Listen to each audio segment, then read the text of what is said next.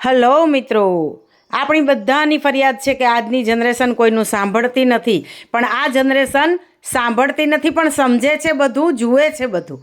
જુઓ, આ પરિવારની અંદર પિતાજીને કંઈ પણ કામ કરતાં એનો સંતાન જ્યારે જુએ છે ત્યારે એ સંતાન મનોમન વિચારે છે કે હું પણ મારા પિતાજી જેવો બનીશ. હવે જ્યારે એમના પિતાજી છે એ દાદીને થાળી પીરસે ત્યારે એ જોઈ અને પૌત્રને પણ વિચાર આવે કે હા, જિંદગી આવી રીતે જીવાય, ઘરમાં વડીલોનું માન સન્માન આ રીતે જાળવવું જોઈએ. અને જુઓ, એ નાનકડો અમથો પૌત્ર પણ કેવો પિતાનું અનુકરણ કરે છે.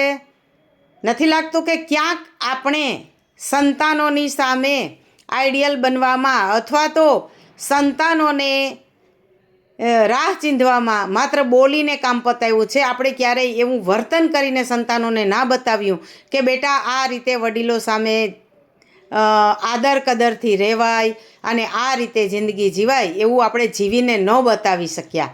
અને કદાચ એનું જ પરિણામ આજે આપણે ભોગવી રહ્યા હોય એવું નથી લાગતું મિત્રો? જુઓ, હવે આ દીકરાને એવું નહીં કહેવું પડે કે દીકરા આજ મારા પગ દુખે છે તો મારા પગ તું દાબી દે. જુઓ, બસ આપણે માત્ર ને માત્ર જીવીને બતાવીશું તો સંતાન એ ઉપાડી લેશે.